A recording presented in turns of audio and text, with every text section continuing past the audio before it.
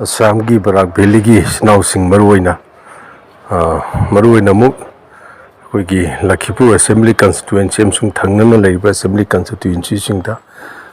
is now sing there Quina All Meetei Council na Nixing Janing Basi Election Commission of Indiana Hojik Delimitation Tawudore Madugi Han Kungtang Wina Assamda Kawati the Election Commission full team member full team Lakna Kuigi political stakeholders sing Aduga CSO sing Yauna Makui opinion locre Maduda All Meetei Council na I Kuigi Oiba viewpoint Akui Tamnanaba Kui Unaba Satpada Yamna positive Oiba Kongtang da Hoki Aku Yam Sengna Matamduda Kuigi Unakibaduda All Meetei Council gi Assam ki President Lusing Duna Kuigi member Mangana Saba Timduna Kuigi Manipuri Sing gi Ladiba Kanosi Kuigi political Kanosida Yamna Matamdu 1976 ta Taubiramba Delimitation Duna injustice te Yamna Pajana injustice Taubirami Hana Aduk Pajana Taumba injustice ta Yam Pajana Muk justice Taubiu Hajabani Matamdu Koi Kangok de Matamdu Koi si Kangok the Vanina I could injustice over the Koi Kangi de Kangi the Duna Suffolk the Kona Pangapa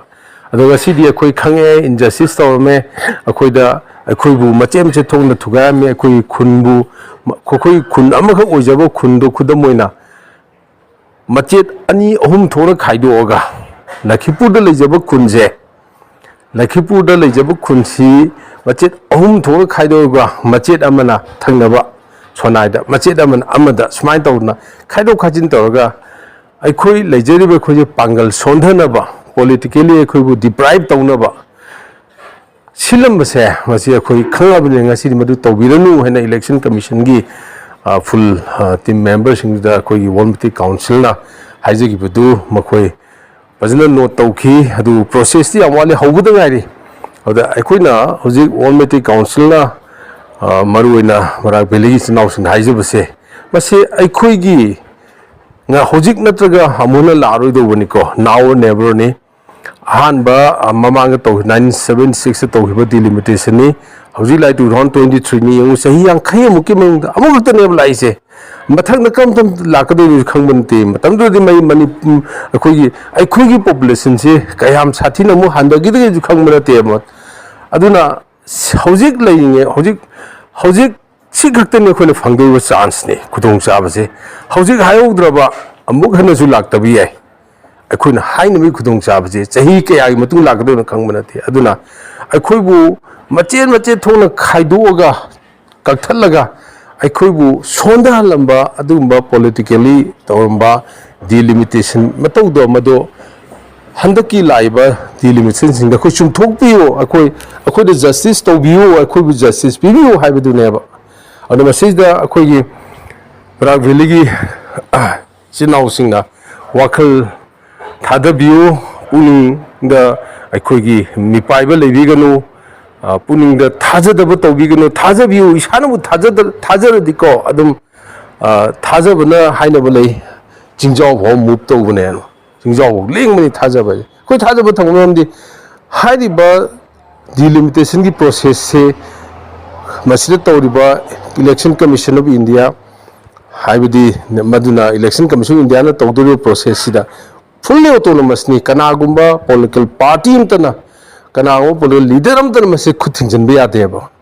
Aikoigi justice preview Haimatam the Soida Taganeva Taro do Viaba Taro do Sugaya Deba Tad Suya China Tadori never Aduna Koi Kayum to Sinagum the Sukjing Sinagumsi I couldn't have a door Adam Tagadovani Tolu I couldn't come out on a Haibagi have a door Maduda lady Masida Koi Kayum the Singa late is in housing who showed in Haiminasi Masika Nagumanta interest I could interest WMC interested Karamta interest I koi is Hagi interest ni injustice to Birmaba Ipaisa I could interest Kidamtini, I could Tungi, Charon Churun interest and interest Kidamtini, I could Hajarise. Maramasina, All Meetei Council, is announcing Mapun Laksabada. I could Mating Pangpio. ꯑꯩꯈꯣꯏ ꯃꯌꯥꯝ ꯑꯃꯨꯛꯇꯪꯗꯤ ꯈꯨꯠꯁꯝꯅꯔꯒ ꯑꯩꯈꯣꯏꯒꯤ ꯑꯄꯨꯟꯕ ꯚꯣꯏꯁꯁꯦ ꯑꯃꯨꯛꯇꯪꯗꯤ ꯂꯥꯎꯃꯤꯟꯅꯁꯤ ꯑꯩꯈꯣꯏꯅ ꯉꯁꯤ ꯊꯥꯡꯒꯗꯧꯔꯤꯕ ꯈꯣꯡꯊꯥꯡꯁꯦ ꯑꯩꯈꯣꯏ ꯇꯨꯡꯒꯤ ꯆꯥꯔꯣꯟ ꯁꯨꯔꯣꯟꯒꯤꯗꯃꯛꯇꯅꯤ ꯉꯁꯤ ꯊꯥꯡꯍꯧꯗ꯭ꯔꯕ ꯑꯃꯣꯟꯅ ꯂꯥꯛꯑꯔꯣꯏ ꯈꯨꯗꯣꯡꯆꯥꯕ ꯑꯗꯨꯒ ꯑꯩꯈꯣꯏꯅ ꯇꯧꯖꯒꯗꯧꯔꯤꯕꯁꯦ ꯀꯅꯥꯒꯨꯝꯕ ꯑꯃꯠꯇꯅꯁꯨ ꯑꯩꯈꯣꯏꯗꯤ ꯌꯦꯠꯄ ꯌꯥꯔꯣꯏ ꯑꯇꯣꯞꯄ ꯒ꯭ꯔꯨꯞ ꯑꯃꯁꯨ ꯌꯦꯠꯄ ꯌꯥꯔꯣꯏ ꯃꯔꯝꯗꯤ ꯀꯣꯟꯁꯇꯤꯇ꯭ꯌꯨꯁꯟꯅ ꯄꯤꯕꯅꯤ ꯀꯣꯟꯁꯇꯤꯇ꯭ꯌꯨꯁꯟꯅ ꯄꯤꯔꯤꯕ ꯍꯛꯁꯤꯗ ꯄꯣꯂꯤꯇꯤꯀꯦꯜ ꯂꯤꯗꯔ ꯑꯃꯠꯇꯅꯁꯨ ꯄꯣꯂꯤꯇꯤꯀꯦꯜ ꯄꯥꯔꯇꯤ ꯑꯃꯠꯇꯅꯁꯨ ꯑꯩꯈꯣꯏꯗ ꯑꯌꯦꯠꯄ ꯑꯄꯟꯕ ꯄꯤꯕ ꯁꯨꯛꯌꯥ ꯌꯥꯗꯦ ꯃꯁꯤ ꯏꯟꯗꯤꯌꯥꯒꯤ ꯀꯣꯟꯁꯇꯤꯇ꯭ꯌꯨꯁꯟꯅ ꯄꯤꯕ ꯑꯩꯈꯣꯏꯗ ꯈꯨꯗꯣꯡꯆꯥꯕꯅꯤ ꯑꯩꯈꯣꯏꯒꯤ ꯍꯛꯅꯦꯕ ꯏꯆꯤꯟ ꯏꯅꯥꯎꯁꯤꯡꯕꯨ ꯑꯃꯨꯛ ꯍꯟꯅ ꯈꯨꯔꯨꯝꯖꯔꯤ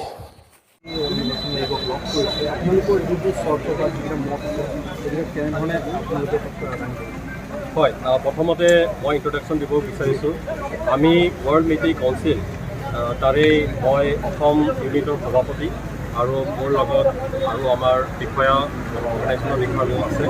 মুঠতে আমি মিটেই কমিউনিটি মানে যিটো আমি মণিপুৰী বুলিও জনা যায় সেইটো আমাৰ অসমত বহুত মানে এইটো আমি ইণ্ডিজিনাছ আমি খিলঞ্জীয়া মানুহ আমি মাইনৰিটি 1976ত যিটো ডিলিমিটেশ্যন হৈছিলে তাতে আমি মেজৰিটি আমি য'ত আমি বসবাস কৰোঁ যিটো হ'ল এটা লখিমপুৰ যিটো কনষ্টিটুৱেঞ্চি আছিলে সেইটো কোনোবাই সিহঁতৰ নিজৰ ৰাজনৈতিক স্বাৰ্থত সেইবিলাক ভাগ কৰা হৈছিলে ত' আমি আজি মহোদয় ইলেকশ্যন কমিশ্যন মহোদয়ক আমি এইটো কৈছোঁ যে আমাক সেই যে য'ত মানে তেওঁ কেইজন মানে পলিটিকেল লিডাৰে তেওঁলোকৰ স্বাৰ্থ যিবিলাক আমাক ভাগ কৰি দিছিলে সেইটো আমাক ৰিকনচিডাৰ কৰক যাতে এটলিষ্ট আমাৰ এটা ভয়েচ এষ্টাব্লিছ হয় এজ এ খিলঞ্জীয়া হিচাপত আমি এটা ভয়েচ দিব পাৰোঁ এতিয়ালৈকে আমাৰ কোনো পলিটিকেল গ্ৰাউণ্ড অসমত নাই আৰু আমি এনেকুৱা এটা আমি কমিউনিটি য'ত মানে হাম দো হামাৰে দো আমাৰ মাননীয় মুখ্যমন্ত্ৰী তেখেতেও আমাক কৈছিলে যে এই ডিলিমিটেশ্যন বিশেষকৈ খিলঞ্জীয়া মানুহ প্ৰটেক্ট কৰিব আৰু যোনে গভৰ্ণমেণ্ট পলিচি যেনেকুৱা হাম দো হামাৰে দো এনেকুৱা মানে যোনে মানিছে তেওঁলোকক বিশেষকৈ আমি প্ৰটেক্ট কৰিম তো আমি সেই আশাতে আমি আহিছোঁ আৰু আমি সেইটো বিচাৰোঁ যে সেই যিটো তেওঁলোকৰ মানে যিটো ইলেকশ্যন কমিশ্যনৰ ফালৰ পৰা হওক বা চৰকাৰৰ ফালৰ পৰা হওক যিটো আমাক এটা প্ৰটেকশ্যন আমাক যিটো ৰাইটছ দিব লাগে সেইখিনি মানে দিয়ে আজি আমি বিৰাট ভাল পাইছোঁ আজি যিখিনি আমি মেমৰেণ্ডাম ছাবমিট কৰিছোঁ তেওঁলোকে ষ্টাডি কৰিব বুলি কৈছে আৰু যদি আৰু যদি বিশেষ আৰু ডেটা লাগে তেনেহ'লে আমাক কণ্টেক্ট কৰিবলৈ কৈছে আৰু আপোনালোকলৈ বহুত ধন্যবাদ এইটো যে আমি আজি উত্থাপন কৰিব পাৰিছোঁ নহয় মই কথাটো কৈছোঁ আমাৰ যিটো মেজৰ লখিমপুৰ যিটো কনষ্টিটুৱেঞ্চি যাৰ LA নম্বৰ 13 সেইখন আমাৰ মেজৰ তাৰপিছত ngasi World Meetei Council na Assamda delimitation gi exercise amagi maramda Election Commission of India Guwahati da lakpani maduda World Meetei Council Assam unit na memorandum ama thajin khare koi one-to-one meeting hoja khare maduda memorandum da koina koi gi Meetei gi hana 1976 ta delimitation da Meetei na pungna tawo kom sing gai bi raga to ka chi na hapsen gi bato mazu amu di unite to view mazu gi unite to bi raga di Meetei gi voice ama future da lepa ngani haina akone election commission da thamjarame makoina su assurance pire makoi soidana madu gi matang da yengani amasung matam gi matungin na khoi contact torotani aduna ngasi yamna achuba asama thamjari Assam da leba Meetei gi ngasi akhoina political ground akhogi leitabase ngasi gi mami ama uba phangadra athoba mami ama korpang ngamgadra haibagi WMC na akhoina initiate tawjari amu akhoi mayam atai da sokoi amu tana jagani asi kara maina akhoi mayam unite hoina ngasi gi demand ase kara maina chathasi ga hai ngasi March thagi tarik 23 2023 ngasi numit siga akhoi Assam gi constituency singsigi parliamentary constituency amasung assembly legislative assembly constituency delimitation gi tamakta India gi chief commissioner of election commission mahak lakuna ngasi mayam CSO te political parties mayam singsigi interaction gi session ama thambasiga ekhoisu World Meetei Council gi Meetei dagi Assam gi Meetei singi damakta akoina ngasi lakuna wari sanare interaction tawjare amasung memorandum asi akoi sinajarame ado masigi akoina memorandum siga maru oina hajaribase akoi Kasar district ki Borak Valley da leiba Kasar district ki Meetei na jamna mapung pana Assam manung da leiba mafam amagi Lakhipur constituency asi LSC number taramdoi masiga mama ngai da 1976 ta delimitation ama da soi gibado chumthopi wai na koina ngasi memorandum am tijarame adumaso akoi da so asigi maramda ngasi World Meetei Council na Assam da delimitation gi exercise amagi maramda Election Commission of India Guwahati da lakpani maduda World Meetei Council Assam unit na memorandum ama thajin khare koi one-to-one meeting oida khare maduda memorandum da koina koi di Meetei gi hana 1976 ta delimitation da Meetei na pungna tawang pamsing bai bi raga to ka na hapsen gi bago mazu amuk di unite to view mazu gi unite to bi raga di Meetei gi voice ama future da lepa ngani haina akone election commission da